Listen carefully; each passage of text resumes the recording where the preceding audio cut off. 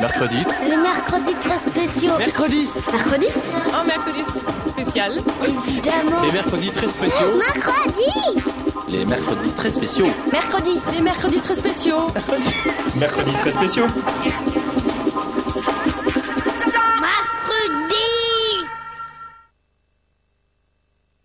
Salut à tous, bienvenue dans le mercredi très spécial consacré à l'histoire des jeux vidéo. Vous êtes en particulier dans cette émission où c'est bien, vous voyez, ça fait un peu comme une chambre de collectionneur, hein, donc c'est tout à fait le thème de l'émission, parce qu'on va parler des consoles, de l'histoire des consoles, et donc on va retracer depuis les balbutiements de ces petites machines jusqu'à aujourd'hui les petits bijoux technologiques qu'on a dans le commerce, dont on ne parlera pas, hein, puisqu'on les connaît tous.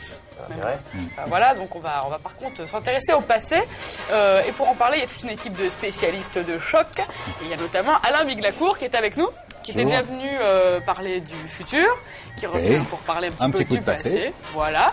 Donc, explique-nous ce que tu fais un petit peu, Alain. Je sévis dans le monde de la presse spécialisée du jeu vidéo depuis maintenant pas loin d'une quinzaine d'années, et ça ne me rajeunit pas. Donc j'avais commencé à Tilt, qui était à l'époque le seul magazine de jeux vidéo. Voilà, ça a bien changé, maintenant on est beaucoup. Puis après j'ai fait Joystick, Joypad, Megaforce, et puis après Console Plus, Nintendo Magazine. Bref, j'ai sévi un peu partout, puis je suis resté tout aussi passionné et j'ai pas perdu la foi. Un grand magnifique qui a tout à fait sa place évidemment sur ce plateau. Alex Nassar, que vous connaissez, notre monsieur des news, notre testeur, fan de console. Rudement moins cultivé que Alain, mais quelques petits rudiments. Et on est là aussi pour apprendre. Tu crois que moi je suis cultivé en jeux vidéo? Non. Du moment que tu aimes, oui. Je suis une inculte notoire, mais j'ai tout à apprendre. Il y a Alex Pilote, qui est la mémoire vive de Game One, avec son émission que vous connaissez. Il aime ça. Ouais, je kiffe. Comme dit Olivier. Et puis, il y a Philippe Dubois. Alors, Philippe Dubois, vous connaissez sans doute pas. Peut-être, parce qu'il a quand même fait 2-3 apparitions à l'antenne, à la télé. Petite apparition. Voilà, et on le reçoit sur Game One parce que tout simplement il est collectionneur de consoles et également de micro-ordinateurs de tous les âges. Et tout ça. Et voilà, donc c'est un vrai passionné. Il en a de toutes les époques. Et pour refaire connaissance avec Philippe, que vous connaissez donc un petit peu moins que nous autres sur ce plateau, on a été tourné chez lui dans son antre de collectionneur, un petit sujet que je vous propose de découvrir tout de suite. Bonjour et bienvenue dans mon paradis, en fin de compte, ma collection. Donc je me présente Philippe Dubois, je suis ingénieur informaticien et puis collectionneur donc de micro-ordinateurs et de consoles de jeux. Dans cette étagère-ci, nous avons le principal un petit peu de tout ce qui est fait l'histoire des jeux vidéo. Donc des systèmes Pong comme celui-ci que l'on branchait sur la prise antenne en noir et blanc avec le fameux ping, aux consoles un petit peu plus évoluées, en commençant par l'Atari 2600 bien sûr, très célèbre.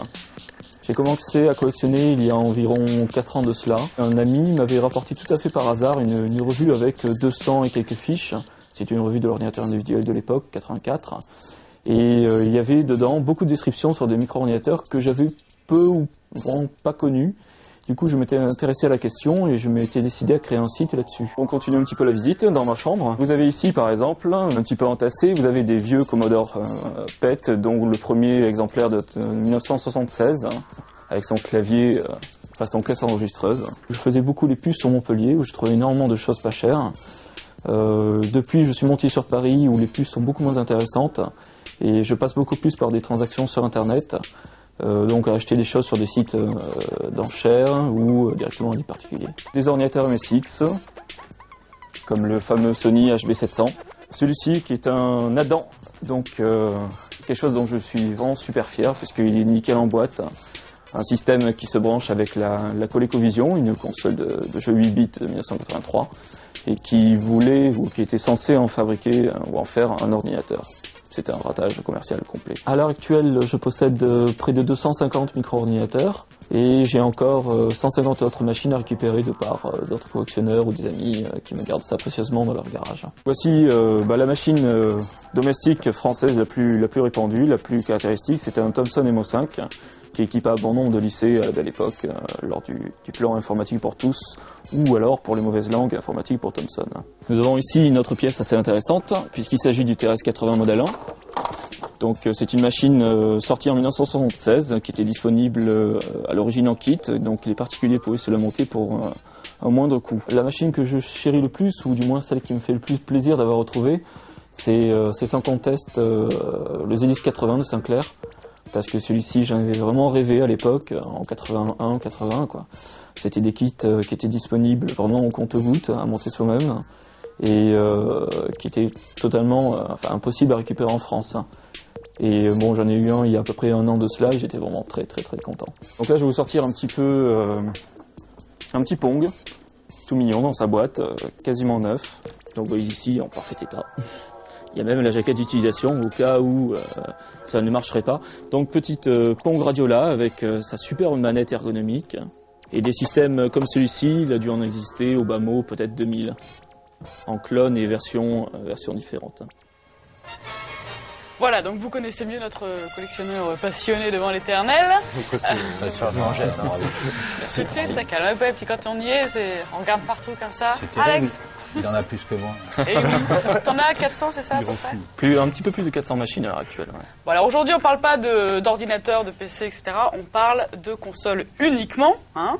Oui. Surtout Alain. Oui, Et le jeu vidéo, ça a commencé dans les années 70. On verra tout à l'heure que c'est pas complètement exact. Ça a été un petit peu avant. C'était au moment de la conquête spatiale, l'émancipation de la jeunesse, etc. Donc, on s'est mis à parler de jeux vidéo, à avoir des idées qui germaient dans des cerveaux éclairés. Et puis, il y a eu pas mal pour arriver jusqu'à aujourd'hui, il y a eu pas mal de critiques, de reproches, de mépris à l'égard du jeu vidéo, notamment encore aujourd'hui. Voilà, c'est vrai c'est un loisir qui en a encore plus souffert de ces critiques que le cinéma. Ah non, On alors s'en là, occupe pas pas. d'accord. On s'en occupe pas. Ah, il y a quand même eu, sur le plan moral, on a reproché la violence. Oui, c'est les Encore éternelles de nos jours. histoires, de toute façon. Moi j'ai toujours pensé, je vais peut-être pas me faire des amis, mais j'ai l'habitude, j'ai toujours pensé qu'il y avait certaines associations de syndicats du jouet, etc., françaises, c'est vrai qu'elles étaient habituées à vendre des jouets en bois, très mignons, etc., et que s'ennuyait beaucoup chouette, la ça, part qu'a pris le jeu vidéo. Et je pense qu'il y a quand même de ce genre de lobby. Ouais, Alors ouais. on rajoute après Famille de France, on s'en occupe pas Ouais, non plus. voilà. Et puis bon voilà. Il y a mais- eu aussi des critiques sur un plan médical, les tendinites, avec l'épilepsie, l'épilepsie, et maintenant il y a même Ah, des mentions légales sur encore aujourd'hui qui sont Ouais, obligatoires. alors que maintenant, il est démontré que ça n'a aucun impact, Exactement. enfin, sauf Pas plus que quelqu'un la qui est télé. épileptique, pas plus que la télé. De toute façon, quand on voilà. passe un clip à la télé, il y a la même chose, Oui. et on ne met pas sur les télés l'étiquette. cas, Enfin, On est tous joueurs, on n'a pas eu de crise d'épilepsie jusqu'à maintenant. pas encore. Ouais, mais il y a eu en tout cas un nombre de manifs, de pétitions, effectivement de la part des entre guillemets syndicats du jouet traditionnels, et puis les féministes. On a aussi taxé certains jeux vidéo de racisme. Il y a eu vraiment, ça a été super controversé. Peut-être ça manquait un petit peu d'un porte-parole emblématique ou en tout cas charismatique dans le jeu vidéo. Alain.